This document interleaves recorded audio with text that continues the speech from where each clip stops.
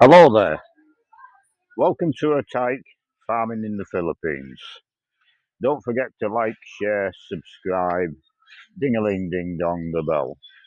It's Thursday morning. We've got 4 men on site. As usual, I'll make 2 or 3 videos throughout the day, and I'll turn the camera around and get back to you shortly.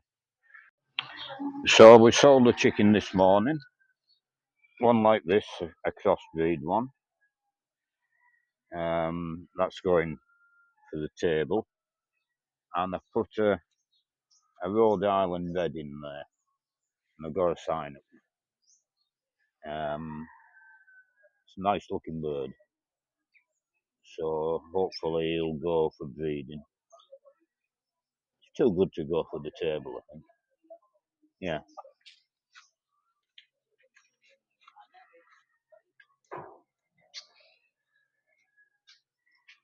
Now, I did a further video last night on the sari-sari shop, which I think you might find interesting. I've 1 or 2 comments, and they did say they were thinking of setting up a sari-sari store. So it might be a useful insight to them. And then after that video, I'll make a further one about the sari-sari shop. I had a few comments about the tour we did of the sari-sari shop the other day, or yesterday I think it was. So I said I'd show you a little bit more of what Jean does. And at the moment, for example, she's got a sack of brown sugar, which she weighs into 1/4 kilo bags, I think. Yeah. And then she sells it in 1/4 kilo bags. They'll go into one of them bins where she stores them. That bin there. There's white sugar. No, it's all brown sugar. I can see. The white sugar is in there. The white sugar's in there as well. Oh, that's the white sugar. Yeah. It's all brown sugar in there. This is the fast selling. The brown sugar is the best selling sugar. But she'll sit for a couple hours, 3 hours maybe, rebagging a sack of sugar. Because that's where the profit is. The white sugar she buys in already bagged, because we don't sell much of that.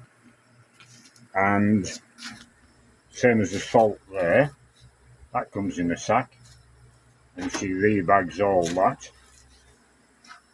So there's quite a lot of work she does, which goes unseen really.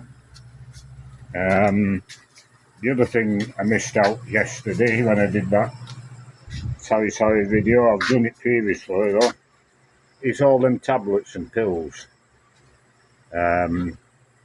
How much money you got in tablets and pills, Jean, do you think? More than 2,000. More than 2,000 pesos. I'd say that's an underestimate. But they sell all the time. People here self-medicate. Jean's got a fair bit of knowledge of what tablets does what. And they work it out between them and give them hopefully the best tablet for the job. Yeah, for example, for bellyache. Bellyache, yeah. I have different sort of tablet in there, but based on my experience before, the doctor prescribed me a bit stronger one, so I referred that one to one of the customer. A bit expensive, 20 peso. But then the following day, I asked him if what's the improvement of his bellyache, and he said it's all gone because the tablet I give. Yeah. Have you seen the Lenovo? A bit expensive at 20 pesos, but that's one tablet. They sell tablets individually. Whereas with, if I buy Advil, which is ibuprofen, proving or whatever you call it, I'll buy a card or 2 cards. No, here they buy 1 or 2 at a time. 1 or 2 tablets. What were you saying about the noodles? No, it's fully stocked. That's not shown in the camera the other day. Right. Not being displayed. And these are the fresh noodles, aren't they? No, the fresh noodles. Oh, they're fresh noodles. The other side, the yellow in color, this side. Oh, and them are fresh noodles. That one. Yeah. So that's a little bit more information about the sari-sari shop. The work she puts in, which you don't really see. And like the ice cubes here, she'll go through a 5-gallon jug of water, putting into these bags, and then freezing them, selling as ice. How much do you sell the bags of ice for? 2 pesos each. Sorry? 2 pesos each. 2 pesos each. A lot of work for 2 pesos, but she sells a 5-gallon a day, roughly, of that water frozen. How many bags would you imagine you get out of a jug? Depends. Sometimes it's around 60. 60? Yeah. So she's turning, how much is a jug of water? 25. 25 pesos. So she's turning 25 pesos into 120 pesos. So that's good profit if you don't take into account the work. They'll do that menial work here, whereas in the West we wouldn't even think about it. It's a different culture altogether. For a lot of people here, it's survival doing such things. For us, Oh, mung beans. I did pack 1 bag in there. she does it because she wants to chase the pesos. Which barrel are they in? That one. This one. Yeah. I packed it yesterday. And I'll show you another thing she bags. I'll put the camera down there.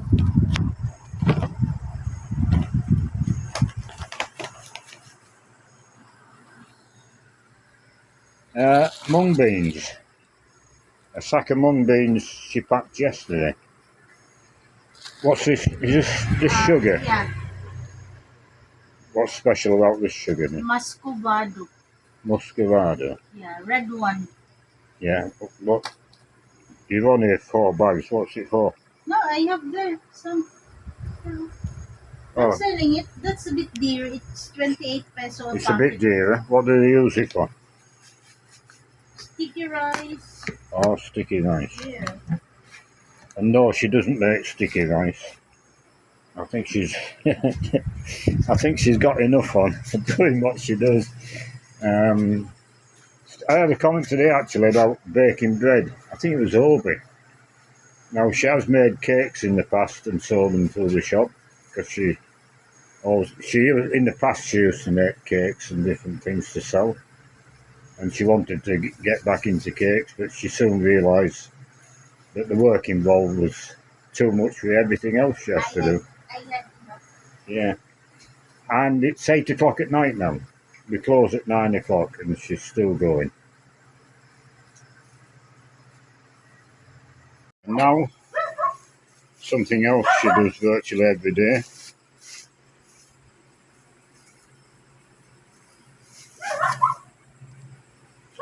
Bagging oil.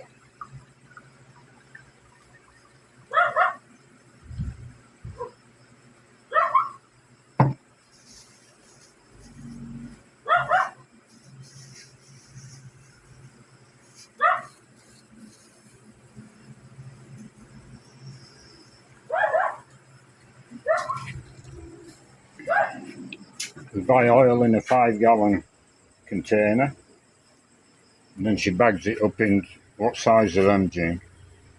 This one is or just a rum bottle. Yeah. A rum bottle measure. How much you sell the big bags for? 38. 38 pesos. Mm. And the very small bags you do, how much do you sell them for? Half of this one is 19, and I do some 10 and 5. Tiny bags for 5 pesos. Yeah. Uh, They're gonna ask if they can buy oil for 5 peso, and and that's enough to make one meal, I assume. yeah, and I don't say no. No. Yeah, this one is my 5 peso. That's a 5 peso measure. Uh, this one is for 10 peso. Right. And then a full rum bottle for 38. 38 pesos. Um, but, you know, if you're self-employed in the West, it's the same. If you have to work 12 hours a day, 14 hours a day, that's what you work. I couldn't do it anymore. I'm too old. I can't even do an 8-hour day now. But Jean's got a dream. She wants to own her own house. She wants a sari-sari shop. And she's working at it. And she does what she has to do to achieve it. Back on the subject of the sari-sari shop. You'll have seen the video now of the work involved, which falls on the female partner 9 times out of 10. It's a lot of work. There's up any mountain, there's 500 sari-sari stores, and they start up like mushrooms, and then the following morning they're all gone. And these range from selling a bit of tobacco leaf out the back door, um, to a few bits and pieces, this and that. Now, I was in the camp which thought that sari-sari shops are a waste of time. Jean told me differently. She wanted to do it, so we set it up. And I think that's the key. If you are going to set a sari-sari shop up, you need to put a bit of money into it. I built the veranda, and the sari-sari shop was a sort of accident add-on. The workmen here thought it'd be all right for parking the truck in, but it's too tight to turn to get in and out there. And then when we started thinking of a sari-sari shop, it was ideal. So the building is very suitable, but of course it can be out the back door, and very often is, of a house you might be living in, and there's nothing wrong with that. But you've got to stock it. Now, I put 100,000 pesos into that sari-sari store to start it off, which is £1,500, 3,000 Australian dollars. So it's not an awful lot of money. It's just come up recording and some numbers, so I don't know what's going on here. So, like I was saying, you got to put some money into it and keep it stocked, I think. And yes, there is money to be made in a sari-sari shop, in my opinion, or my experience, more than an opinion. Now, I think there is a thing to bear in mind here. A Filipino woman is under a lot of pressure from extended family, um, for credit, and to, oh, we've no rice, and can you give me some rice, and all these sorts of pressures. So me and Jean sorted that out straight away at the very beginning. The women here, well, the men as well, they're frightened to death of being called greedy. It's all about losing face and whatever have you. And I've threatened to get a number of times to get a T-shirt printed, Mr. Greedy. So the arrangement me and Jean came up with right from the beginning was, um, you don't have to say no. all the Filipinos never say no. All you've got to do is say, I can't. He'll get grumpy. And that's what she does. And it's worked very well. Initially, I suppose for 2 or 3 weeks, they thought I was a greedy bugger. And I'm happy for them to think that.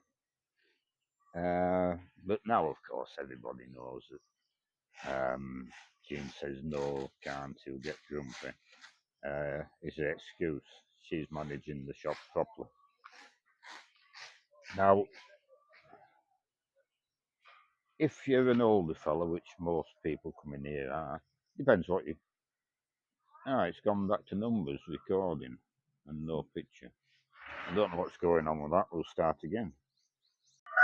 So, if you're an older bloke, say, let's say over 60, um, and you've got a young wife on your arm, girlfriend or whatever, and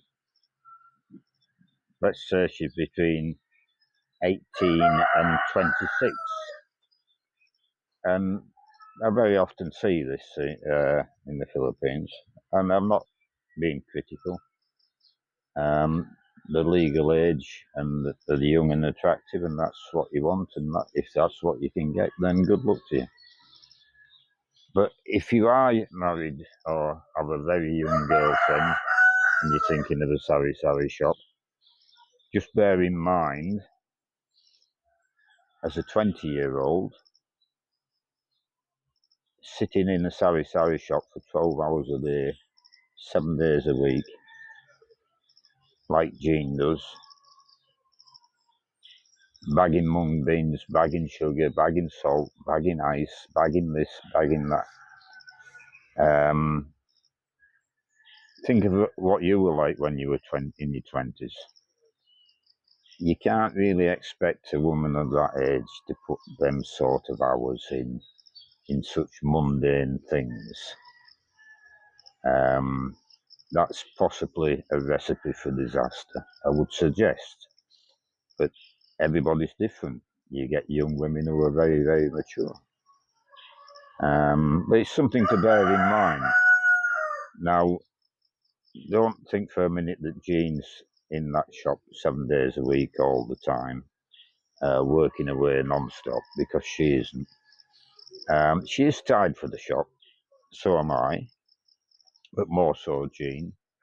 But she does get her nieces in to work the shop. We're down the town 3 times a week, so shopping, we get out that way. But a sari-sari shop is very tiring.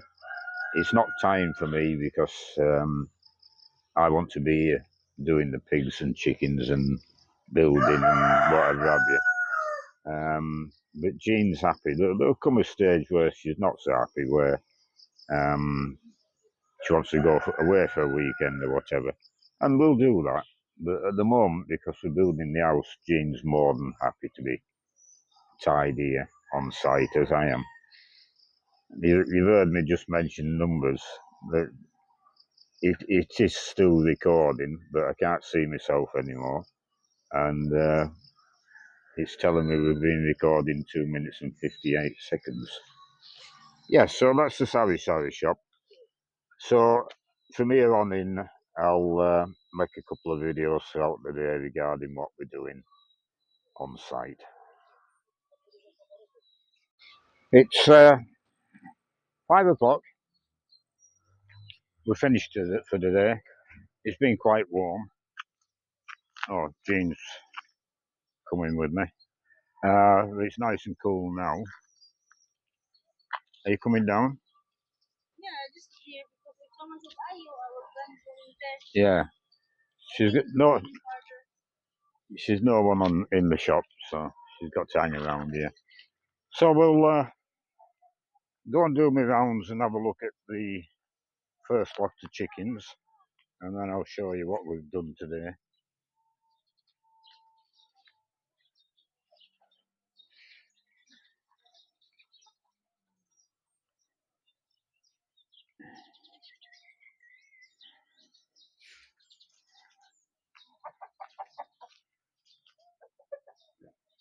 we've got water. We've been fed, so that's all okay.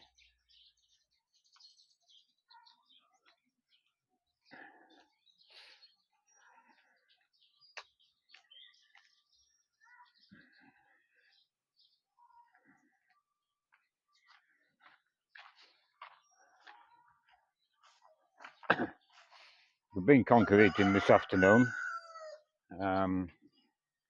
We didn't do the netting on the second chicken pen, like Wynne was telling me yesterday. All changed a bit. So that panel's been poured. And this panel's been shuttered up. And we've poured this panel.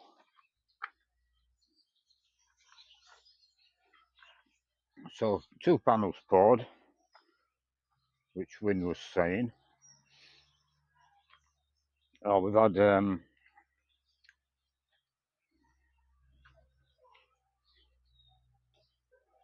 load of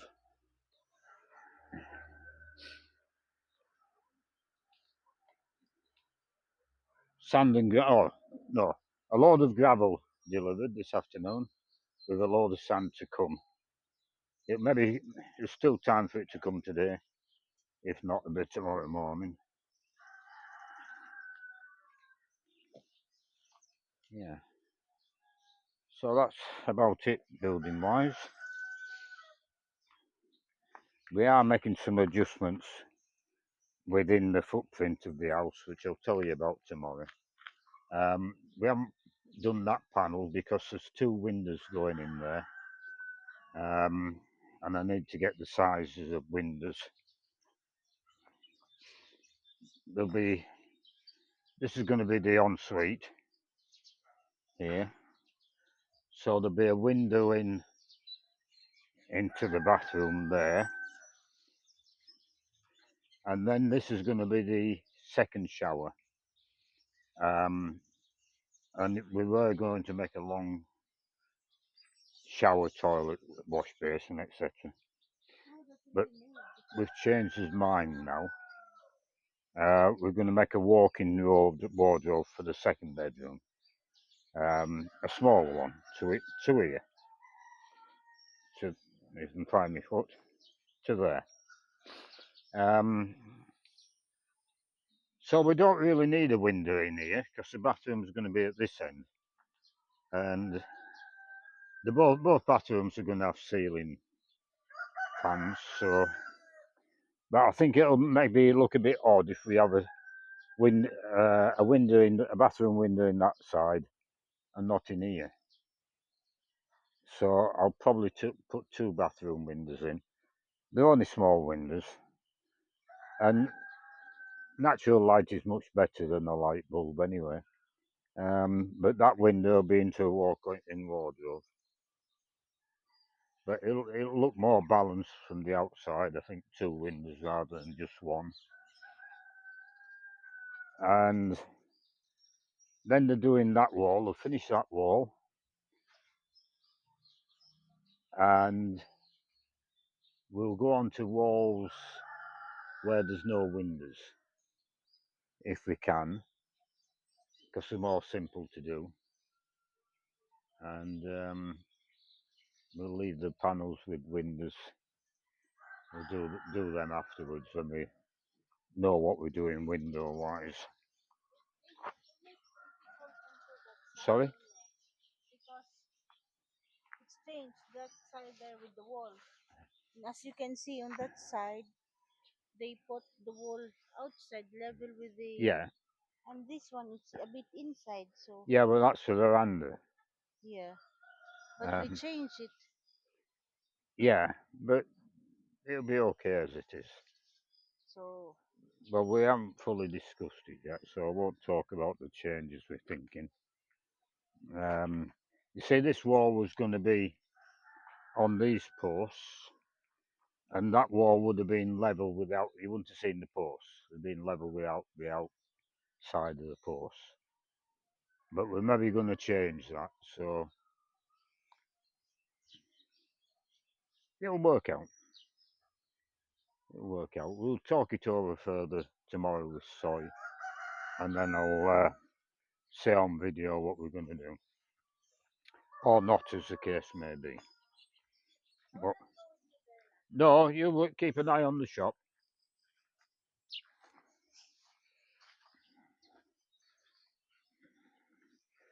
So yeah, we poured a fair bit of concrete this afternoon.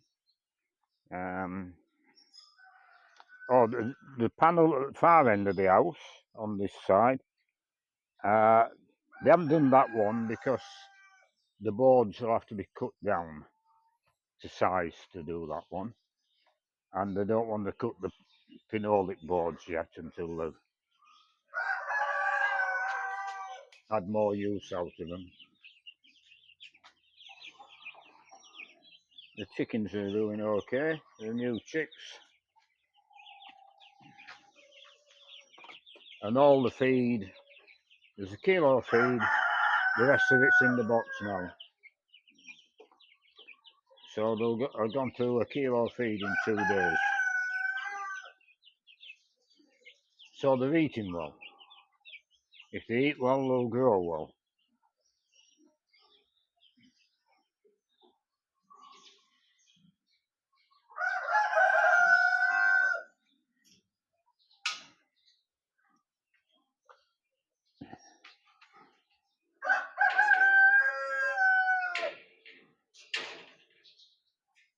I'll have a look at the leaking wall, or as Jean pronounced it on yesterday's video, licking wall. Took me a while to get my head around it, but we eventually got there.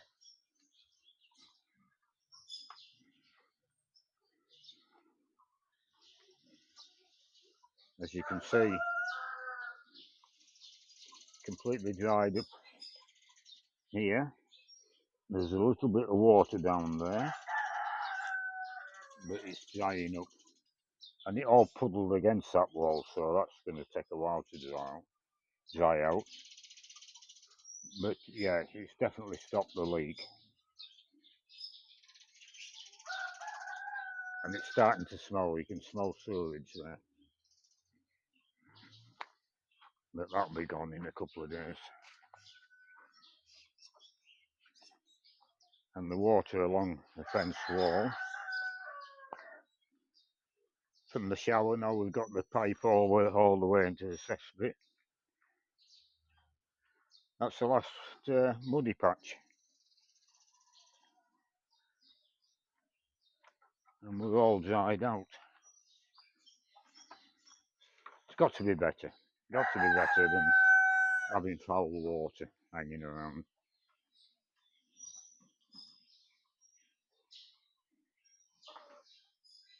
Yeah, it's a big bird, is that? Now I've seen pictures of Brahma. That's definitely a good lot of Brahma in it. But this other big hen with the feathers on its legs, I've no idea what that would be.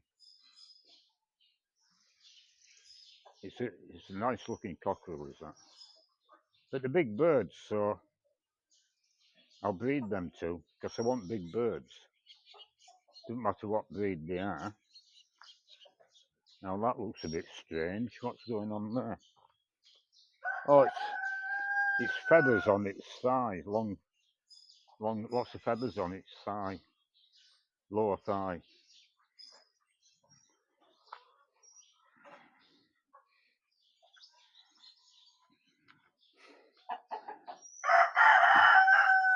We've got water, we've got feed.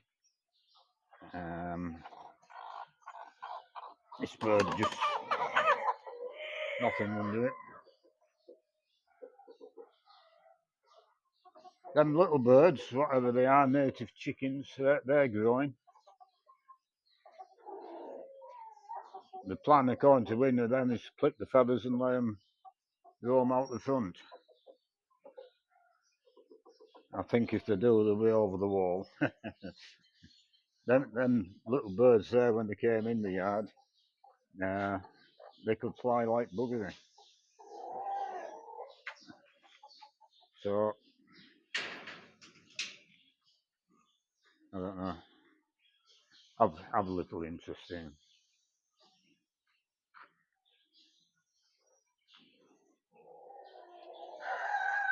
I don't think they'll fit into the farm and sari shop in any way whatsoever. But if we grow them out and they take them home for the pot, then I'm happy with that as well.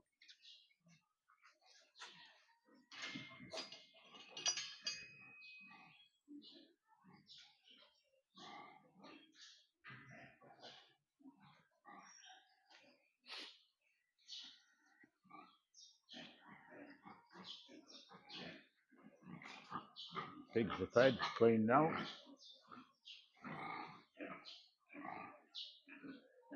Yeah.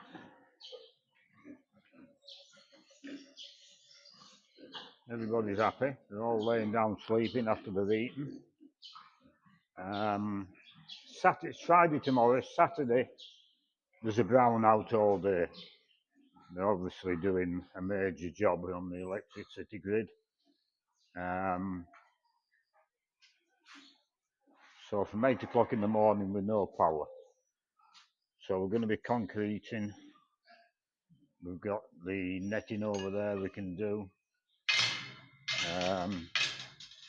There's enough work to do without electric on Saturday.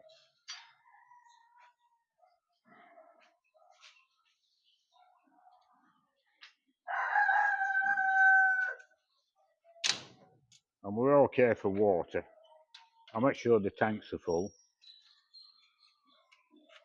For the concrete mixer.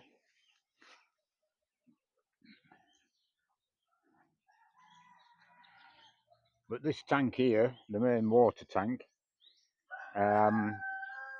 we've got a pump on that which supplies water to the shower and everywhere else we need it. But the nipples for the pigs are all gravity fed.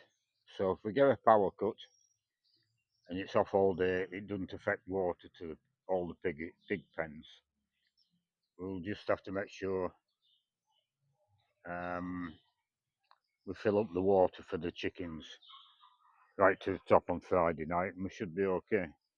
Otherwise, we'll have to fill the chicken waters up by dunking them in the water tank. So yeah, we'll leave this video there and we'll do another one tomorrow.